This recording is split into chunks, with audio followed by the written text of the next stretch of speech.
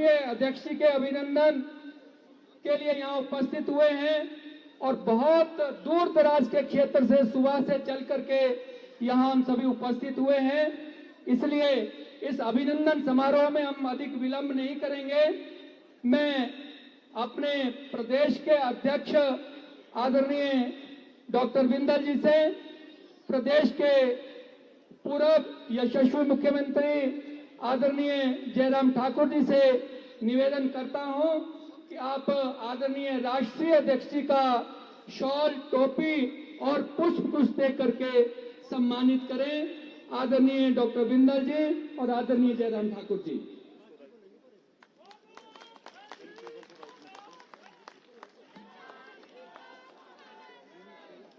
आठों, मेरा निवेदन है कि विजय के प्रतीक हनुमान जी की गदा भी आदरणीय प्रदेश अध्यक्ष और जयराम जी आदरणीय राष्ट्रीय अध्यक्ष जी को अभिनंदन गदा के साथ अभिनंदन करें। भारत माता की। मेरा सभी 8 मंडल अध्यक्षों से, शिमला जिला के मंडल अध्यक्षों से निवेदन है कि वो तुरंत जल्दी आकर के बड़ी माला से आदरणीय राष्ट्रीय अध्यक्ष जी का अभिनंदन करें, स्वागत करें। सभी मंडल अध्यक्ष, स्वागत है भाई, स्वागत है, स्वागत है भाई, स्वागत है, स्वागत है भाई, स्वागत है, स्वागत है भाई, स्वागत है, स्वागत है भाई, स्वागत है,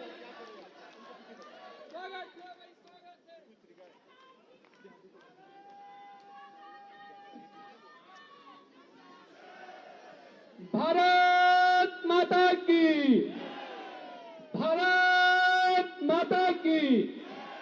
मैं अपने प्रदेश के पूर्व अध्यक्ष, शिमला लोकसभा क्षेत्र के लोकप्रिय सांसद आदरणीय सुरेश कश्यप जी से निवेदन करता हूं कि आप मंच पर आएं और जन समुदाय को संबोधित करें। आदरणीय सुरेश कश्यप जी।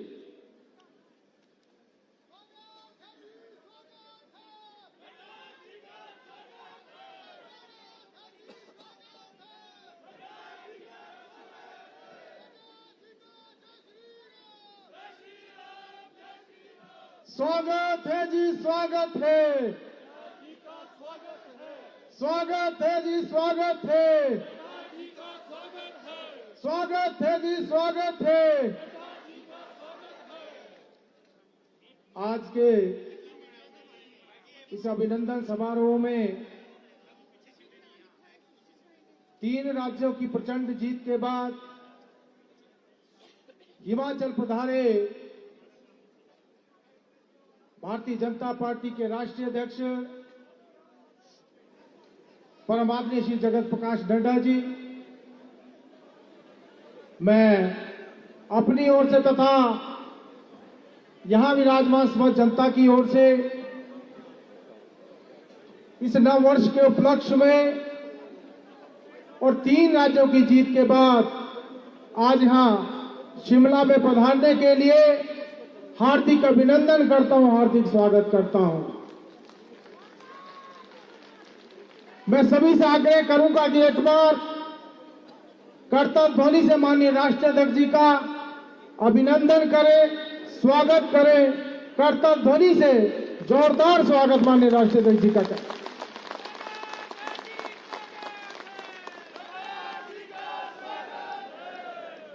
आज हमारे लिए हर्ष का विषय है कि 3 राज्यों में, मध्य प्रदेश, राजस्थान, छत्तीसगढ़, इन राज्यों में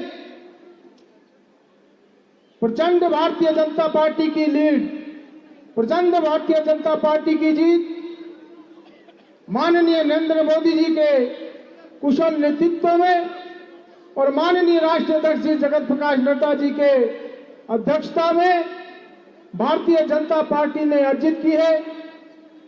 और आज उसी का नतीजा है जो जन सैलाब हम यहां पर देख रहे हैं।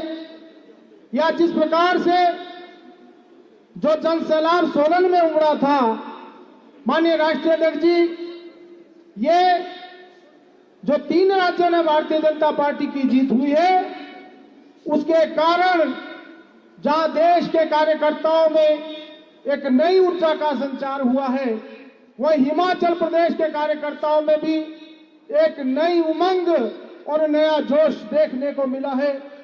मैं समस्त कार्यकर्ताओं का भी अभिनंदन करना चाहूंगा जो दूर दराज के क्षेत्रों से चलकर यहां पर आए हैं।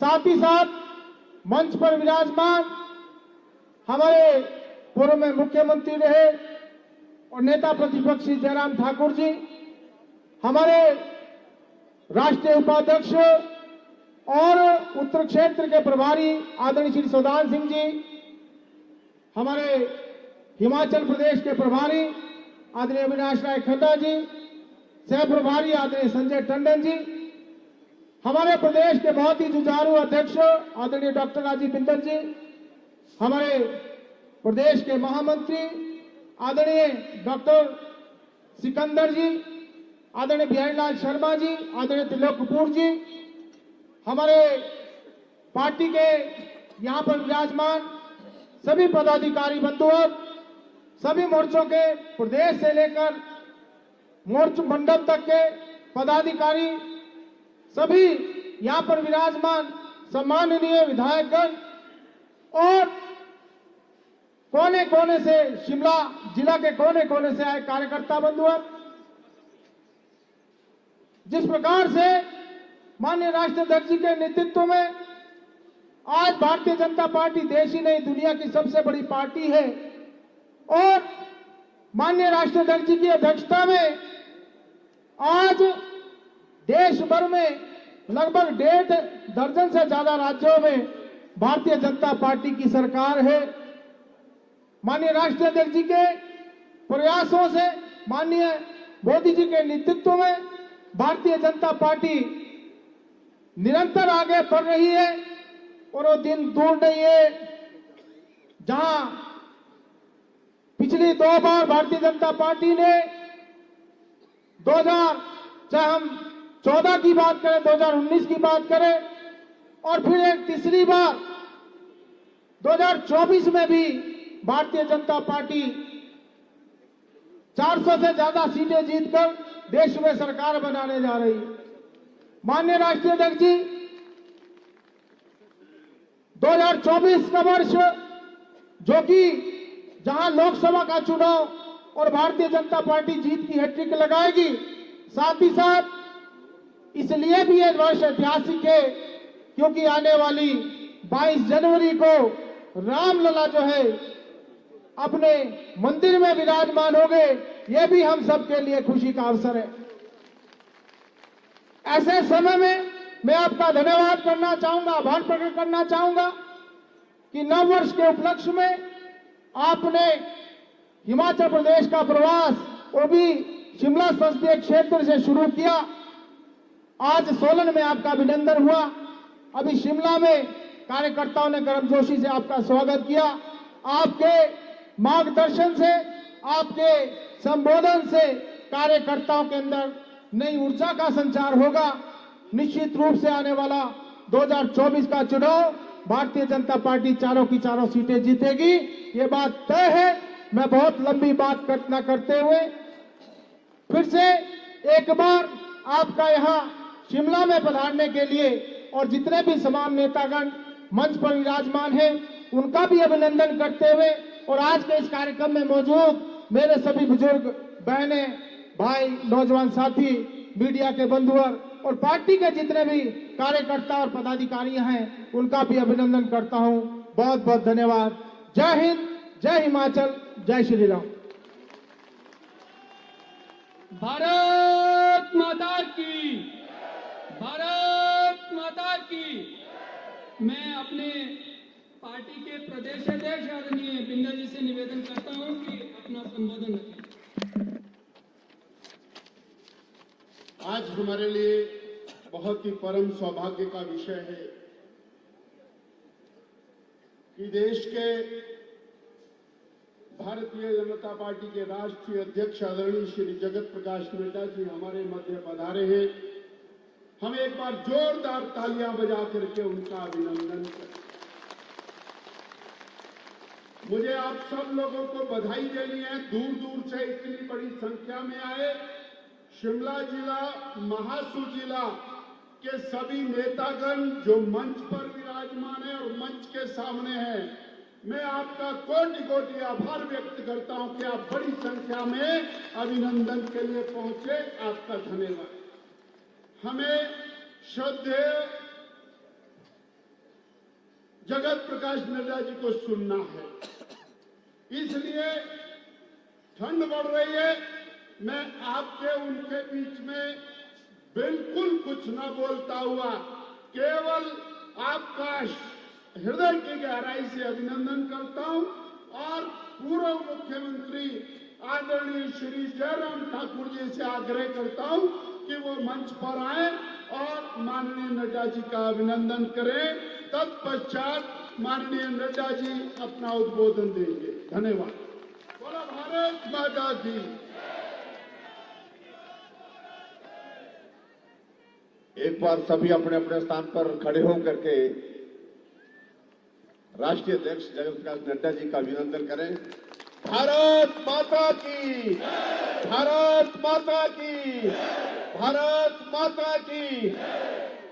भारतीय जनता पार्टी के सम्मानीय राष्ट्रीय अध्यक्ष श्री जगत प्रकाश नड्डा जी, मंच पर हमारी पार्टी के प्रदेश के अध्यक्ष डॉक्टर राजीव बिंदल जी, उपाध्यक्ष आदरणीय सौदान सिंह जी, प्रभारी जी, सह प्रभारी जी और मंच पर बैठा समस्त नेतृत्व।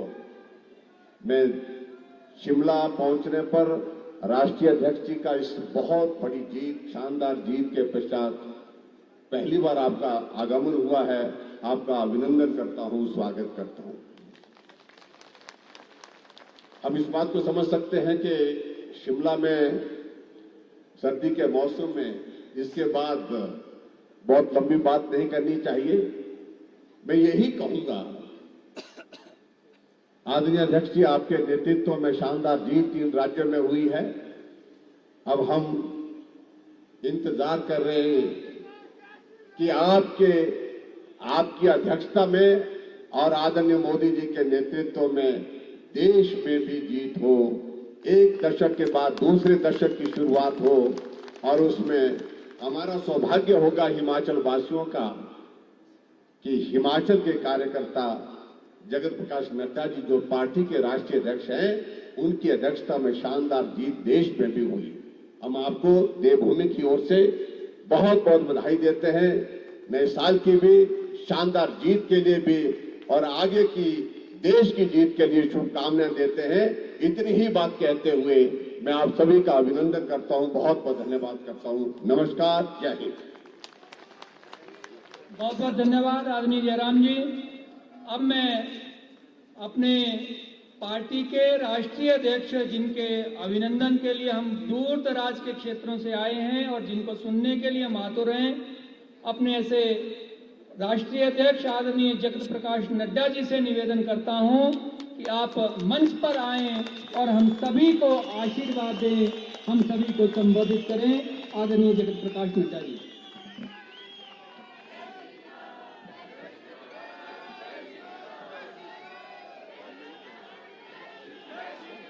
बोलिए भारत माता की, भारत माता की, भारत माता की। आज के इस अभिनंदन समारोह में मंच पर उपस्थित हमारे पूर्व मुख्यमंत्री सम्माननीय जयराम ठाकुर जी, हमारे प्रदेश के अध्यक्ष डॉक्टर राजीव बिंदल जी, हमारे राष्ट्रीय उपाध्यक्ष सम्माननीय सौदान सिंह जी, हमारे प्रभारी अविनाश राय खन्ना जी, संजय टंडन जी, हम सबके बहुत ही लोकप्रिय सांसद और संसद में मेरे साथी सुरेश कश्यप जी, राज्यसभा में मेरे सहयोगी और साथी सम्मानीय सिकंदर कुमार जी, पूर्व मंत्री और पूर्व मंत्री और शिमला के विधायक रहे, और हमारे वरिष्ठ साथी डॉक्टर सुरेश भारद्वाज जी, सुखराम चौधरी जी, हर्ष महाजन जी, यहां उपस्थित मंच पर सभी विधायकगण, पूर्व विधायकगण, सांसदगण, हमारे मेयर, हमारे सभी वरिष्ठ जो हमारे वार्ड के सदस्य हैं, पूर्व में रहे हमारे मेयर, डिप्टी मेयर, और यहां इतनी बड़ी संख्या में एकत्र आए देवी और सज्जनों, और मीडिया के मेरे साथी, प्रिंट मीडिया और इलेक्ट्रॉनिक मीडिया के मेरे बहुत ही पुराने दोस्त मित्र साथी, ये मेरा सौभाग्य है कि मुझे आज शिमला में इस अभिनंदन समारोह में आने का सौभाग्य प्राप्त हुआ है, और आप सब लोगों ने जिस गर्मजोशी के साथ मेरा अभिनंदन किया, स्वागत किया, ये सच में मुझे भी एक नई ऊर्जा देता है, उत्साह भरता है। वही आपका उत्साह देख करके मुझे बड़ी प्रसन्नता भी होती है। इसके लिए मैं विशेष आप सबका धन्यवाद करता हूं।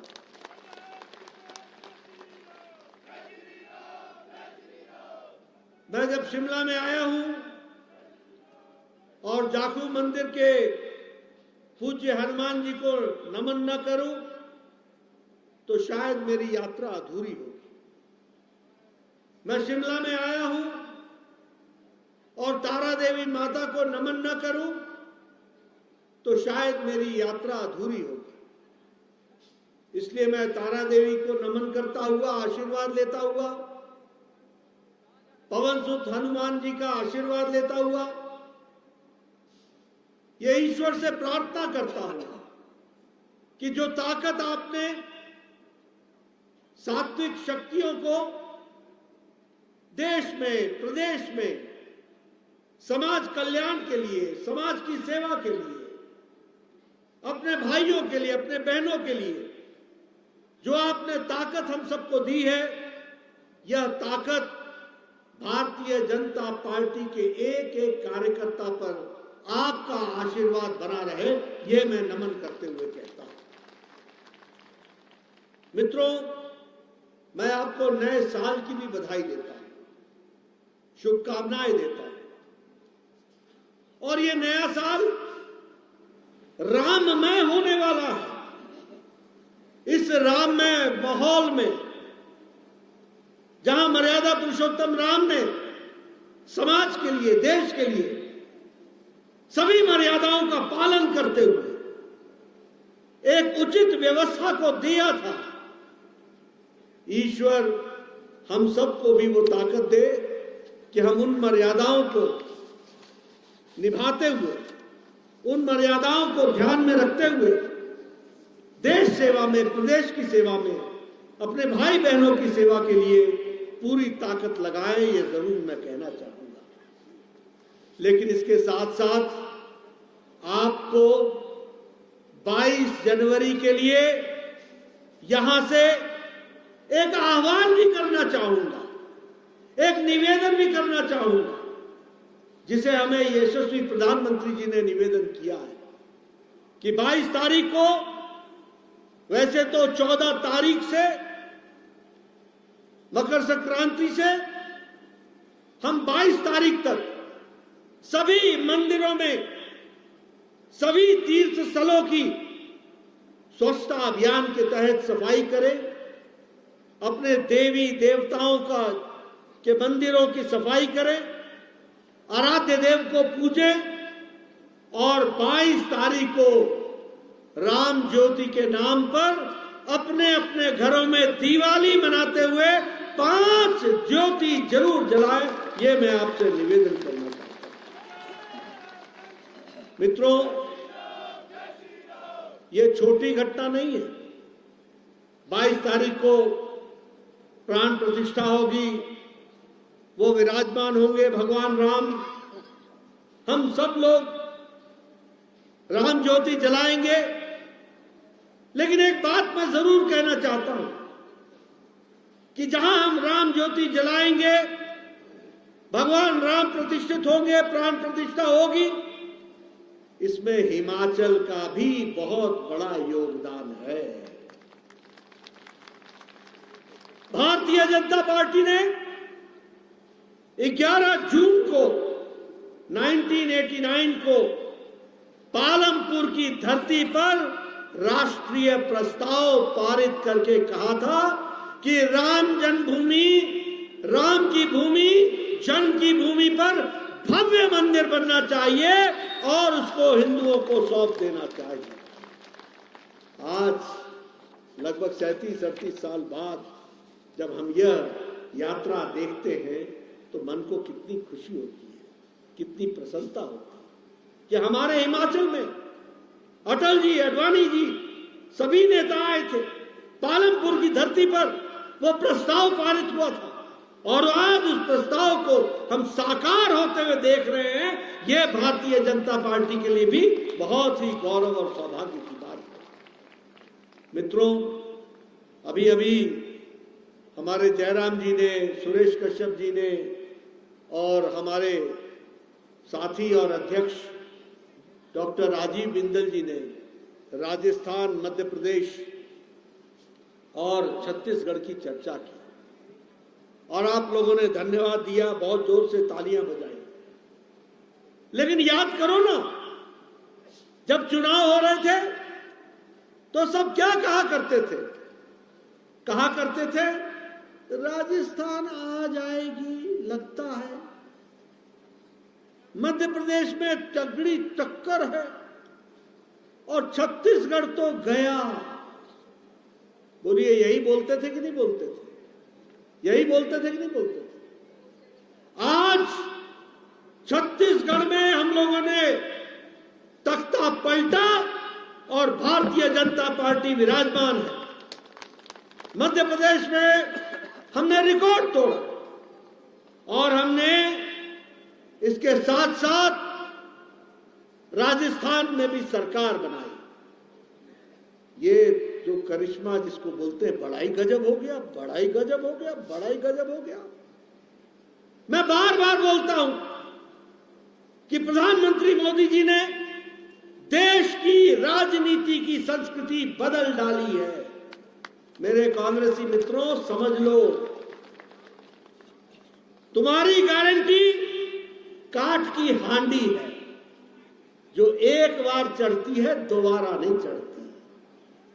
मोदी की गारंटी पूरी होने की गारंटी है, यह देश मानता है। और इसीलिए आप सब कुछ कहते रहे, आप सब कुछ सोचते रहे, लेकिन राजस्थान की जनता ने, मध्य प्रदेश की जनता ने, छत्तीसगढ़ की जनता ने कमल पर मोहर लगा करके मोदी जी की गारंटी को, देश सेवा को अपने तरफ से पूरी ताकत से गारंटी दी है।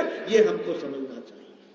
और यही नहीं है, तेलंगाना में हमको 7% वोट आए थे, अब हमको 14% वोट आए। हम 1 एमएलए थे, हम 8 एमएलए हो गए। मिजोरम में हम 1 एमएलए थे, हम 2 हो गए, हमारा प्रतिशत बढ़ा। भारतीय जनता पार्टी क्षणे क्षणे आगे बढ़ रही है और हर जगह बढ़ेगी। और ये 3 की हैट्रिक आने वाले 2024 की केंद्र की हैट्रिक की गारंटी बनती है। इसको भी हमको समझना चाहिए। और इसलिए मित्रों, हम सब लोगों को समझना है कि आज मोदी जी ने संस्कृति कैसे बदल दी। आज लगभग 6 करोड़ हॉस्पिटल के एडमिशंस, आयुष्मान भारत में 6 करोड़ लोगों का इलाज हो चुका है।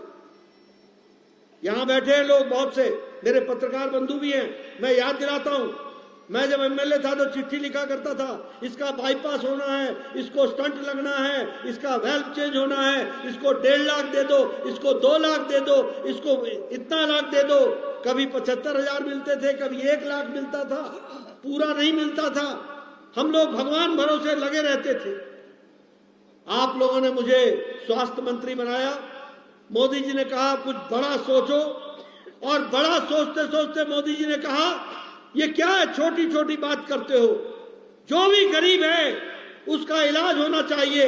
और हम लोगों ने चयनित किया 10 करोड़ 74 लाख परिवार, 50 करोड़ लोगों को गंभीर बीमारी से लड़ने के लिए 5 लाख रुपए का सालाना हेल्थ कवर दिया, 5 लाख, और 6 करोड़ लोगों ने इलाज करा लिया है। ये बदलती दुनिया। अब कोई चिट्ठी नहीं लिखता एमएलए कि इसके लिए पैसा दे दो। और मैं जयराम जी को धन्यवाद देना चाहूंगा, जो गरीब बच गया था उसको आपने हिमकेयर में जोड़ लिया। आज हिमाचल में कोई भी पैसे की तंगी के कारण गंभीर बीमारी के इलाज से वंचित नहीं हो सकता है। ये प्रधानमंत्री गरीब कल्याण अन्न योजना 80 करोड़ की जनता को 5 किलो गेहूं या 5 किलो चावल, 1 किलो दाल, ये जो देने की व्यवस्था की, ये मोदी की गारंटी है। इस गारंटी के कारण आज देश बदला है, ये भी हमको समझना चाहिए। और मैं कहने के लिए नहीं कह रहा हूं, याद रखना, इंटरनेशनल मॉनिटरी फंड IMF बोलता है कि भारत में 13.5 करोड़ लोग अब गरीबी की रेखा से निकल चुके हैं, वो अपर रेंज में आ गए हैं, वो गरीब नहीं रहे हैं, ये कहा गया है। और इंटरनेशनल मॉनिटरी फंड ये भी बोलता है कि आज अति गरीबी भारत में 1% से भी कम आ गई है, ये भी कहा गया है। आज चाइना का अखबार, चीन का अखबार, आप अखबारें पढ़िए, हेडलाइंस है, चीन का अखबार ग्लोबल टाइम्स, वो कहता है कि भारत तीव्र गति से आगे बढ़ रहा है और विकास और सामाजिक न्याय में सबसे आगे आकर के खड़ा हो रहा है, तीव्र गति से आगे बढ़ रहा है। चाइना तारीफ कर रहा है। वो ये भी कहता है कि एक समय में दुनिया में भारत अपने आप को बैलेंस करता था, बैलेंस।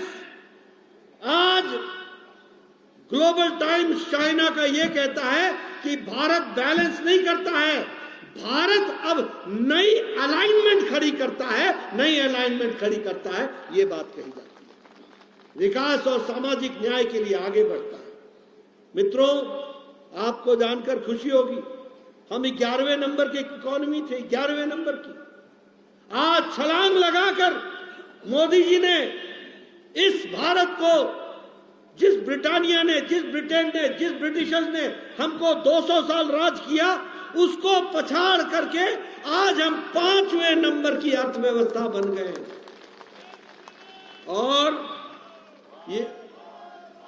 और ये मोदी की गारंटी है। 2024 में आप फिर से सरकार लाएंगे और 2027 में भारत 3रे नंबर की अर्थव्यवस्था बन जाएगी, दुनिया में 3रे नंबर की अर्थव्यवस्था बन जाएगी। स्टील में हम 2रे नंबर पर पहुंच गए, 4थे नंबर से।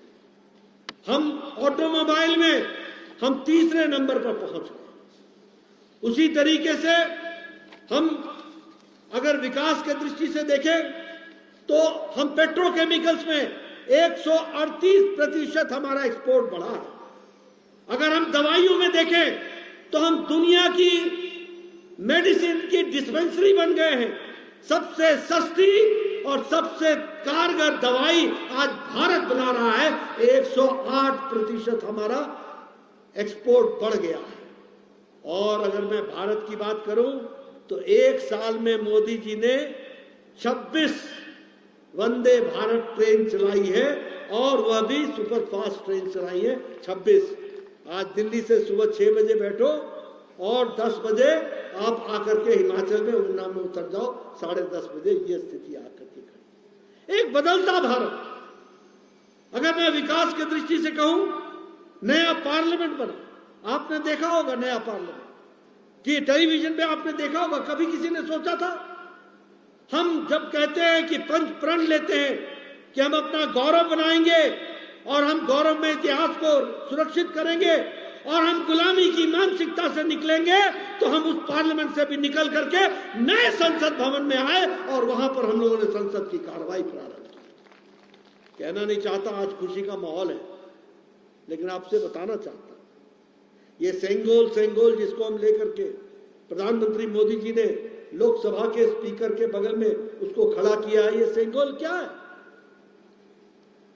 लॉर्ड माउंटबेटन ने 1947 में पूछा कि जब देश हम आपको सौंपेंगे तो आपके यहां कोई परंपरा होती होगी, उस परंपरा को हम निभाना चाहेंगे ताकि आपको हम सत्ता परिवर्तन कर सकें। नेहरू जी नहीं बता सके कि हमारी परंपराएं क्या है, लेकिन सी राजगोपालाचारी ने चोला डायनेस्टी में जो आदिमान लोग होते थे, जो हमारे ऋषि मुनि थे, जो पूजा पाठ के साथ ये बताते थे कि हमारे यहां ये जो दंड है ये धर्म का दंड है, यानी कोड ऑफ कंडक्ट है, ये नियम का दंड है, ये संविधान का दंड है और संविधान की रक्षा करने के लिए ये दंड दिया जाता था और उसको संभाल करके लाया जाता। उस समय सी राजगोपालाचारी जी के नेतृत्व में, मैं इतिहास के पन्नों में कुछ मेरे से शायद गलती भी हो जाए तो क्षमा करना, लेकिन इतिहास इसी प्रकार से स्पेशल प्लेन से ये हमारे वहां के ऋषि मुनि पंडित मंत्रोच्चारण के साथ उस सेंगोल को लेकर के आए और वो सेंगोल उन्होंने 14 अगस्त या 13 अगस्त को 1947 को जवाहरलाल नेहरू जी को पूरे पूजा पाठ के साथ वो थमाया था। ये भारतीय परंपरा के अनुसार सत्ता की दृष्टि से वो दिया गया।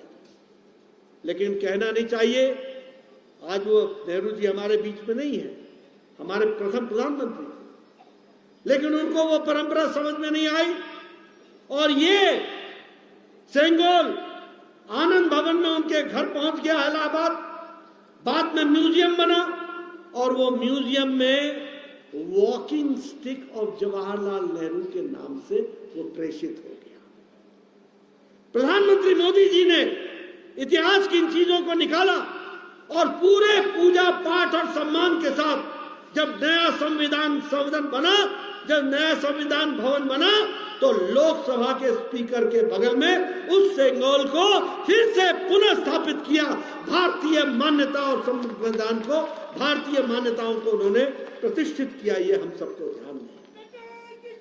मित्रों, अगर मैं बात करूं 1 साल के अंदर, तो लगभग एमएसएमई में, छोटे उद्योगों में लगभग 3 करोड़ लोगों 15 करोड़ लोगों को जॉब देने का काम हुआ है और जिसमें से 3 करोड़ लोगों को महिलाएं हैं जिनको इसमें से जोड़ा गया है। और इसी तरीके से एथेनॉल में हम तीसरे नंबर के प्रोडक्शन वाले बन गए हैं। 11 रोजगार मेला लगा है और 11 रोजगार मेला में 7 लाख लोगों को केंद्र की सरकारी नौकरी प्रधानमंत्री मोदी जी ने उनको अपनी अपॉइंटमेंट लेटर के साथ दिया। यह भी हमको समझना चाहिए। और सबसे खुशी की बात है, मैं यहाँ इतनी बड़ी संख्या में बहनों को देख रहा हूँ, माताओं को देख रहा हूँ, नारी शक्ति को देख रहा हूँ। अब वो समय दूर नहीं है, नारी शक्ति वंदन विधेयक लोकसभा राज्यसभा से पास हो चुका है और 2029 की लोकसभा में और आने वाले समय में अब बहनें भी विधानसभा और लोकसभा में बैठेंगी। ये भी आप ध्यान में रखें।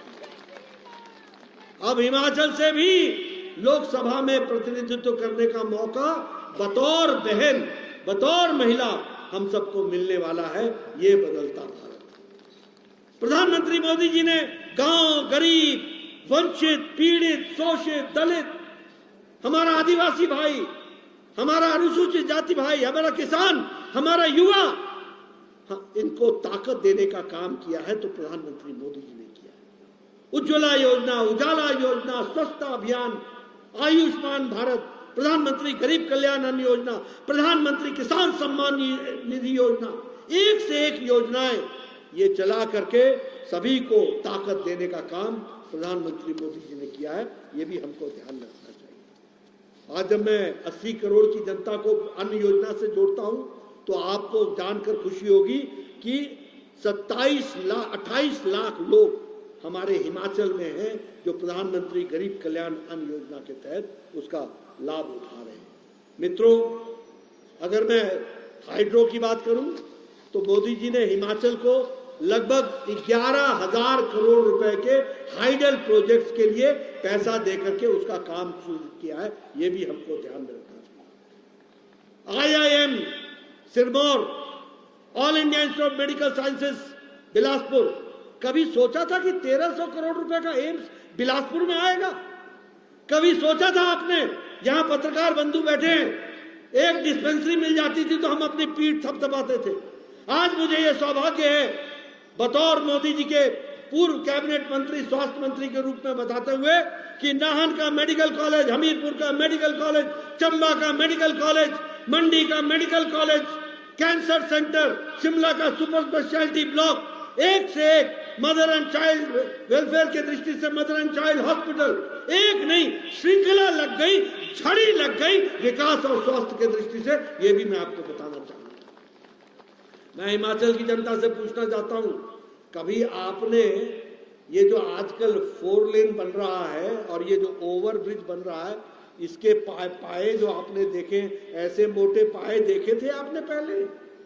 कहीं हिमाचल में देखे थे? भैया बताओ, देखे थे? आज जहां देखो ओवर ब्रिज, अंडर ब्रिज, अटल टनल, कोई 11 किलोमीटर की, कोई 10 किलोमीटर की। ये विकास की नई कहानी नहीं है तो और क्या है? ये विकास नहीं बता रहा तो क्या? शिमला से धर्मशाला 4 लेन बन रहा है, कीर्तपुर से मनाली 4 लेन बन करके तैयार हो रहा है, शिमला परवाणु से शिमला 4 लेन बन रहा है, पहाड़ों को काट करके, पहाड़ों को फाड़ते हुए, चीरते हुए ब्रिजेस बन रहे हैं, टनल्स बन रहे हैं। ये नई कहानी बताता है और ये मोदी जी का हिमाचल के प्रति प्यार भी बताता है, जिसको आपको ध्यान में रखना चाहिए। मित्रों, मैं बहुत लंबी बात आपसे नहीं करना चाहता, लेकिन मुझे यहां पर सुनने को मिला त्रासदी आई, ट्रेजेडी आई पिछले साल। हम सब लोग दुखी थे, हम सब लोग दुखी थे। मुझे याद है मैं 20 अगस्त को आया था, मुझे याद है मैं 22 अक्टूबर को आया था, मुझे याद है मैं लगभग सितंबर महीने में भी एक बार आया था। एक बार मैं मंडी गया, मनाली गया, मैंने त्रासदी देखी। एक बार मैं सिरमौर गया, शिमला आया, यूनिवर्सिटी गया, मैंने सारी त्रासदी देखी। मैं उसके बाद कांगड़ा भी गया, मैंने वहां भी त्रासदी देखी, सारी चीजों को जाना। और मैं गौरव के साथ कह सकता हूं कि पहली बार जब आए तो 180 करोड़ रुपए दिया, दूसरी बार आया तो 180 करोड़ रुपए दिया, तीसरी बार आया तो 400 करोड़ रुपए सिर्फ सड़कों की मरम्मत के लिए दिया गया। और उसके बाद फिर अलग से हमने 189 करोड़ रुपए प्रधानमंत्री मोदी जी ने भेजे। पहली बार आया तो मोदी जी ने 180 करोड़, दूसरी बार आया तो मोदी जी ने 180 करोड़, तीसरी बार आया तो मोदी जी ने 400 करोड़, और चौथी बार आपको प्रधानमंत्री मोदी जी ने 189 करोड़ भेजे।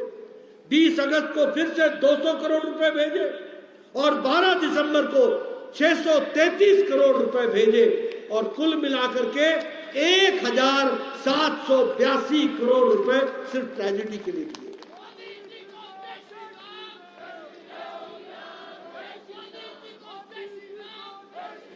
और मित्रों, इसके अलावा अलग से 11,000 घरों को बनाने के लिए भारत सरकार ने, फिर से मोदी जी ने उसके लिए भी लगभग 300 करोड़ रुपए भेजे। और यहां चर्चा होती है कि कुछ नहीं आया, कुछ नहीं आया। जे जान लो जे बतर होना क्या, ये है क्या? मैं जानना चाहता हूं, कि मैं पूछना चाहता हूं, इतनी बड़ी ट्रेजेडी हो गई, क्या कोई कांग्रेस नेता आया यहां?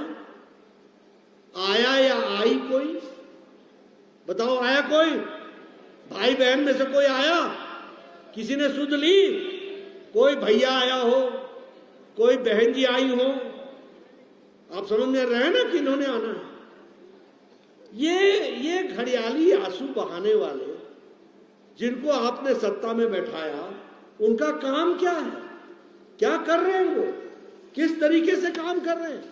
मैं आपसे पूछना चाहता हूं, बताओ, बेरोजगारों को 1 लाख सरकारी नौकरी मिल गई क्या? 5 लाख रोजगार के अवसर मिल गए क्या? 100 रुपए लीटर दूध मिल गया क्या? महिलाओं को 1500 रुपए प्रति माह मिल गया क्या? गोबर किसी ने खरीदा आपसे क्या? आप याद करो, 300 रुपए आपका इलेक्ट्रिसिटी का माफ हो गया क्या? ये काठ की हांडी चढ़ाने वाले लोग हैं, काठ की हांडी। बोलो, ऐसी हांडी फिर चढ़ाओगे क्या? बोलो, चढ़ाओगे क्या? चढ़ाओगे क्या? मित्रों, संभल के रहो इनसे। ये जिस तरीके की बाजीगरी करते हैं, और ये जयराम जी को जाना पड़ा राजस्थान में बताने के लिए, वहां भी हम 1500 देंगे महिलाओं को। बोला, साल तो हो गया, हिमाचल में दिया नहीं, अब राजस्थान में दोगे, मध्य प्रदेश में दोगे? सब जगह काठ की हांडी लेकर के भैया बहन घूमते रहते हैं। मित्रों, मैं ये कहना चाहता हूं, यह सरकार, ये बैक गियर की सरकार है, इसको बैक गियर लगाऊंगा। आप बताइए, 900 संस्थानों को बंद किया गया कि नहीं किया गया? 620 गवर्नमेंट के ऑफिसेज बंद किए गए हैं, 19 डिग्री कॉलेजेस बंद किए गए हैं, 286 स्कूलों को बंद किया गया है। बोलो, ये बैक गियर की सरकार है कि नहीं है? है कि नहीं है? काम करना नहीं, जिसने काम किया वो भी समाप्त कर देना। 900 इंस्टीट्यूशंस ये बैक गियर की। अभी ये जो हमारा हिमकेयर है, ये हिमकेयर का 200 करोड़ रुपए अस्पतालों को देना बाकी है, इनसे वो नहीं दिया जा रहा है। बताइए, ऐसी सरकार आपकी चिंता कर सकती है क्या? ऐसी सरकार आपके बारे में सोच सकती है क्या? और आपने काठ की हांडी चढ़ी कि नहीं चढ़ी? अब उतारोगे कि नहीं उतारोगे? आगे तो नहीं चढ़ाओगे? हम कहते हैं कि जो कहा था वो किया है, जो नहीं कहा था वो भी करके दिया है। ये कहते हैं, जो कहा था वो नहीं किया है, और जो नहीं किया था तो उसका तो सवाल ही नहीं उठता। ये इस तरीके से लोगों को धोखा देना, गुमराह करना और उनके अधिकारों को एक तरीके से छीनने का काम ये करते हैं। आप बताइए, डीजल में वैट का 3 रुपया बढ़ा दिया कि नहीं बढ़ा दिया? 7 रुपए, 2 बार 7 रुपए बढ़ा दिया है। प्रधानमंत्री, हम जहां जहां बीजेपी की सरकार है वहां हम वैट घटा रहे हैं, वहां हम डीजल में राहत दे रहे हैं। एक बार नहीं, 2 बार। 2 बार मोदी जी ने केंद्र से दिया और 2 बार हमारे सरकारों ने दिया, और यहां 2 बार बढ़ाने का काम कर रहे हैं। आप बताइए, 20 रुपए सीमेंट के बैग में बढ़ा दिया कि नहीं बढ़ा दिया? ये इस तरीके की सरकार चल रही है। इसलिए मित्रों, ये सरकार ऐसी सरकार है जो सरकार किसी भी तरीके से देश की सेवा, प्रदेश की सेवा में नाकामयाब रही है, ये भी मैं कहना चाहूँ। आजकल इंडी अलायंस की बात होती है और पत्रकार मेरे से कई बार पूछते हैं, ये इंडी अलायंस, ये इंडी अलायंस, ये इंडी अलायंस क्या करेगी? मैं आपको समझाना चाहता हूं। आप बताओ, जम्मू कश्मीर में ये महबूबा मुफ्ती की पार्टी और नेशनल कॉन्फ्रेंस और कांग्रेस, ये इकट्ठे थे कि नहीं थे पहले से?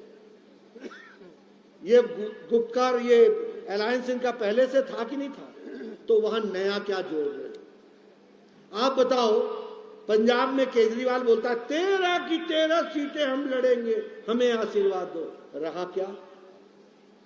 दिल्ली में आम आदमी पार्टी बोलती है 7 की 7 सीटें हम लड़ेंगे। हरियाणा में इनका अलायंस किससे होगा? कौन इनको अलायंस करेगा? आप बताइए, मध्य प्रदेश में अलायंस किससे करेंगे? क्या लाएंगे? और उत्तर प्रदेश में समाजवादी पार्टी के साथ अलायंस करके तुमने पहले नहीं कर लिया था अलायंस? पहले कांग्रेस से किया, फिर बीएसपी से किया, क्या हुआ? दोनों बार बीजेपी की सरकार बनी और दोनों बार मोदी जी थंपिंग मेजॉरिटी से जीत करके आए। ये हमारी, आप बताइए ममता बंगाल में क्या बोल रही है और अधीर रंजन क्या बोल रहा है? बिहार में जोड़ करके पहले से ही आप लड़ रहे हो, वेस्ट बंगाल में आप जोड़ के क्या करोगे? उड़ीसा में नवीन बाबू के साथ सीधी टक्कर है तो बीजेपी की है। आंध्र प्रदेश में आपके साथ जुड़ने के लिए कोई तैयार नहीं है। तेलंगाना में आप अकेले हैं तो आपके साथ जुड़ेगा कौन? तमिलनाडु में आप पहले से जुड़े हुए हैं, महाराष्ट्र में आप पहले से जुड़े हुए हैं। कौन सा ऐसा प्रदेश है जहां इंडी अलायंस नया नया करतब करेगा? और अब मैं एक बात और पूछता हूं, ममता गोवा में किसको वोट दिला पाएगी? शरद पवार मध्य प्रदेश में किसको वोट दिलाएगा? अखिलेश यादव मध्य प्रदेश में या राजस्थान में किसको वोट दिला पाएगा? ये इंडी अलायंस करेगा क्या? ये सिर्फ फोटो सेशन है, फोटो सेशन, इससे ज्यादा कुछ नहीं है। लोगों ने तय कर लिया है। ये आजकल बात कर रहे हैं जातिगत जनगणना, ओबीसी की बात कर रहे हैं, अच्छी बात है। जातिगत जनगणना की बात पर हम लोगों ने भी कहा है कि हमने हामी भरी, लेकिन आज जातिगत जनगणना याद आई तुमको? ये चुनाव की दृष्टि से आप इसका उपयोग करना चाहते हो? मैं पूछना चाहता हूं कि जब जवाहरलाल नेहरू जी ने काका कालेलकर की रिपोर्ट पर 10 साल बैठे रहे, तब उस समय जातिगत जनगणना या ओबीसी क्यों नहीं याद आया? मैं जानना चाहता हूं कि जब मंडल कमीशन की रिपोर्ट आई तो मिसेस गांधी प्रधानमंत्री थी, बाद में राजीव गांधी प्रधानमंत्री बने, दोनों ने मिलकर के मंडल कमीशन पर एक्शन क्यों नहीं लिया? क्यों बैठे रहे? और जब प्रधानमंत्री मोदी जी बने तो ओबीसी को संवैधानिक दर्जा देने का काम किया तो नरेंद्र मोदी जी ने किया, यह भी ध्यान में रखना चाहिए। इसलिए आज तो मैंने पार्लियामेंट में कहा कि जितने कांग्रेस के एमपी नहीं हैं, इससे ज्यादा तो हमारे ओबीसी के सांसद हैं, ओबीसी के सांसद। यह हमारी स्थिति है। हमारे मंत्री सबसे ज्यादा, गवर्नर सबसे ज्यादा, और आप ओबीसी की बात करते हो। राहुल गांधी तुम बात करते हो जो कहते हो कि सारे मोदी चोर हैं। आप जातिगत रूप से किसी को गाली देते हो और फिर कहते हो कि मैं माफी न मांगू, और ओबीसी को गाली देते हो और एक बार नहीं अनेकों बार गाली देते हो और फिर बोलते हो कि मैं माफी न मांगू, और तुम ओबीसी के चैंपियन बनते हो। राजीव गांधी ने पार्लियामेंट में कहा था ना जात पर ना पात पर, तब तुम्हारा ओबीसी कहां चला गया था? ये घड़ियाली आंसू बहाना बंद करो। अभी भारत जोड़ो यात्रा पर निकले, भारत जोड़ो न्याय यात्रा। पहले तो न्याय यात्रा थी, फिर भारत जोड़ो न्याय यात्रा। तुम भारत जोड़ने निकले हो। जवाहरलाल नेहरू के यूनिवर्सिटी में जिन लोगों ने नारे लगाए, अफजल हम शर्मिंदा हैं, तेरे कातिल जिंदा हैं, उनके साथ तुम जाके खड़े हो गए। राहुल गांधी हाथ से हाथ मिला करके उठा करके तुमने तस्वीरें खिंचवाई, और उसके बाद तुम आज बोलते हो और क्या कहा? अफजल हम शर्मिंदा हैं, तेरे कातिल जिंदा है। अफजल कौन था? अफजल वो था जिसने पार्लियामेंट के अटैक का मास्टरमाइंड था। उसको फांसी की सजा हुई थी। अगर फांसी की सजा सुप्रीम कोर्ट के जज ने दिया तो कातिल सुप्रीम कोर्ट का जज हो गया क्या? उसको माफ नहीं किया तो भारत के राष्ट्रपति प्रणब मुखर्जी ने माफ नहीं किया, तो क्या प्रणब मुखर्जी कातिल हो गए? अफजल हम शर्मिंदा हैं, तेरे कातिल जिंदा हैं। राहुल गांधी साथ में हाथ मिला के चलना है। और फिर क्या कहा? भारत होंगे टुकड़े टुकड़े इंशाअल्लाह इंशाअल्लाह। ऐसे टुकड़े टुकड़े गैंग के साथ चलने वाले ये भारत जोड़ेंगे कि भारत तोड़ेंगे? बताइए आप, भारत जोड़ेंगे कि तोड़ेंगे? बताओ, जोड़ेंगे कि तोड़ेंगे? ये तोड़ो यात्रा पर निकले हुए लोग हैं। इनके साथ जो जो मिल रहा है, जो जो मिलता है यात्रा में, ये सब भारत को कमजोर करने वाले लोग हैं, जो भारत को मजबूत नहीं देखना चाहते। ये कहते हैं मोदी हटाओ, मोदी हटाओ, मोदी हटाओ, मोदी हटाओ, और मोदी जी कहते हैं देश को आगे बढ़ाओ, देश को आगे बढ़ाओ, देश को आगे बढ़ाओ। इसके लिए काम करो। इनके समझ में नहीं आता। ये न्याय यात्रा पर निकले। सन 84 के दंगे किसने कराए थे? सिख भाइयों पर अत्याचार किसने किया था? बताइए, सिख भाइयों का नरसंहार किसने किया था? इतिहास को शर्मसार किसने किया था? और आज ये न्याय यात्रा पर निकले और इनके पूज्य पिताजी ने क्या कहा था कि जब बड़ा पेड़ गिरता है तो धरती हिलती है। ये न्याय यात्रा पर निकले। राहुल गांधी, प्रियंका गांधी, सोनिया गांधी पहले देश से माफी मांगे। सन 84 के दंगों के नरसंहार का उनको माफी मांगना पड़ेगा, तब न्याय की बात करना, तब न्याय के बारे में चर्चा करना। आप लोगों को गुमराह करना चाहते हो, आंखों में धूल भरना चाहते हो। क्या क्या नहीं किया आपने? आप बताइए, सनातन को लेकर के इतना कुछ बोला गया, इतना कुछ बोला गया। मैं पूछता हूं कांग्रेस के नेताओं से, तुम्हारी जबान क्यों नहीं खुली? क्यों नहीं खुली? क्यों इस तरीके की घटनाएं घट रही? हम अखिल भारतीय सबको साथ लेकर के चलने वाले, सबका साथ, सबका विकास, सबका विश्वास, सबका प्रयास को लेकर चलने वाले मोदी जी एक तरफ है, और एक तरफ तुम कभी नॉर्थ साउथ, कभी ऊपर नीचे, तुम देश को बांटते हो और चलते हो भारत जोड़ो यात्रा पर, और सबके साथ अन्याय करते हो और फिर बोलते हो कि हम न्याय यात्रा में जाएंगे। मैं एक नहीं अनेकों उदाहरण दे सकता हूं कांग्रेस पार्टी का, जो उन्होंने समाज के साथ अन्याय किया है। आप बताइए, लोग इतिहास में भूल जाते हैं। प्रधानमंत्री मोदी जी ने 14 अगस्त को तय किया है कि वो हमारा अपना विध्वंस का, उसको याद करने का दिवस जो हमारा, उसको हम लोगों ने तय किया कि जिस तरीके से 14 अगस्त को हमारा देश विभाजित हुआ था, उस समय भारत को न्याय की आवश्यकता थी, तो आपने देश विभाजित कर दिया और आज आप न्याय यात्रा पर निकले। कौन कौन सी घटनाएं सुनाएं आपको?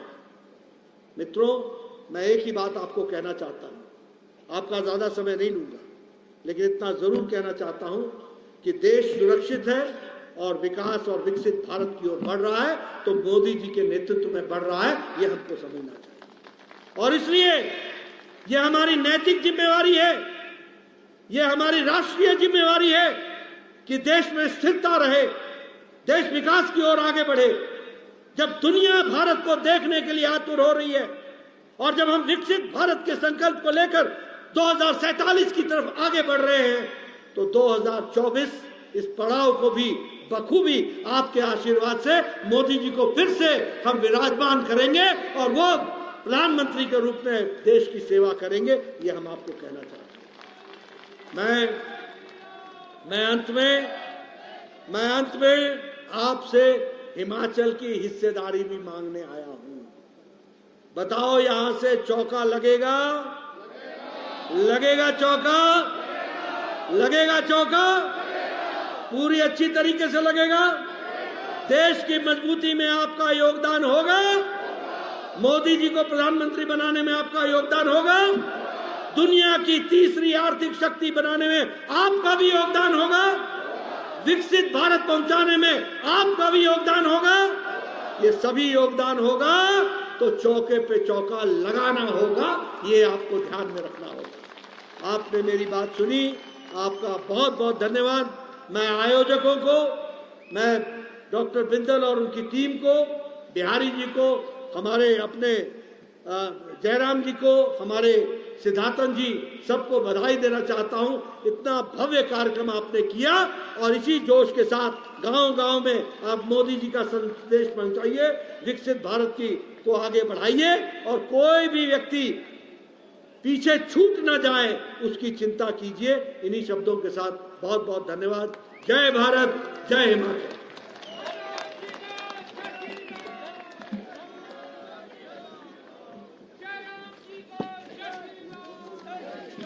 धन्यवाद, धन्यवाद नड्डा जी का, धन्यवाद, धन्यवाद, धन्यवाद,